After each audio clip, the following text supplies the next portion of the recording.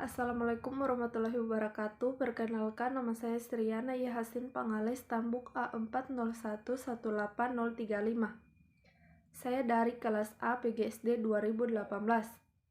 Di sini saya akan membawakan materi tentang lingkungan sosial pendidikan. Lingkungan pendidikan. Menurut Sartain, ahli psikologi Amerika, yang dimaksud dengan lingkungan meliputi kondisi dan alam dunia ini, yang dengan cara-cara tertentu mempengaruhi tingkah laku kita, pertumbuhan, perkembangan, atau proses. Meskipun lingkungan tidak bertanggung jawab terhadap kedewasaan anak didik, namun merupakan faktor yang sangat menentukan, yaitu pengaruhnya yang sangat besar terhadap anak didik. Sebab bagaimana anak tinggal dalam satu lingkungan yang disadari atau tidak pasti akan mempengaruhi anak.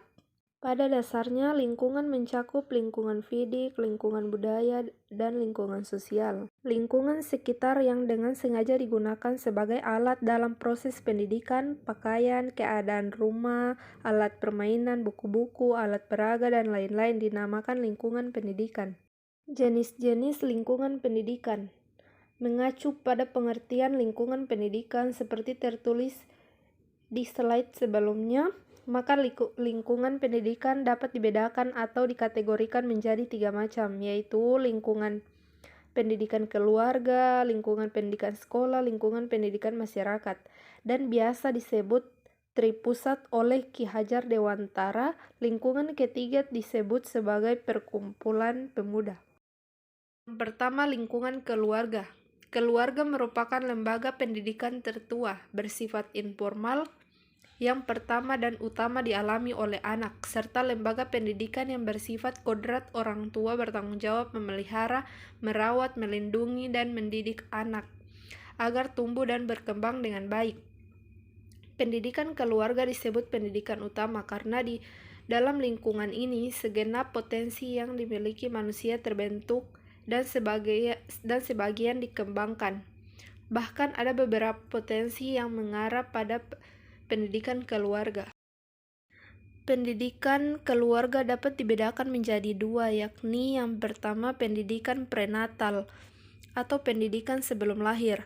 Secara sederhana, pendidikan prenatal dapat dalam keluarga bertujuan untuk menjamin agar si jabang bayi sehat selama dalam kandungan hingga nanti pada akhirnya dapat terlahir dengan proses yang lancar dan selamat. Yang kedua, pendidikan postnatal atau pendidikan setelah lahir merupakan pendidikan manusia dalam lingkungan keluarga dimulai dari manusia lahir hingga akhir hayatnya. Segala macam ilmu kehidupan yang diperoleh dari keluarga merupakan hasil dari proses pendidikan keluarga postnatal. Dari manusia lahir sudah diajari bagaimana caranya tengkurap, minum, makan, berjalan, hingga tentang ilmu agama. Yang kedua, lingkungan sekolah. Di sekolah anak diajari berbagai ilmu pendidikan dan berbagai pengetahuan serta keterampilan-keterampilan. Keberadaan anak di sekolah mempengaruhi perilaku anak. Struktur dan iklim kelas juga merupakan salah satu unsur pokok yang akan turut mewarnai perilaku anak.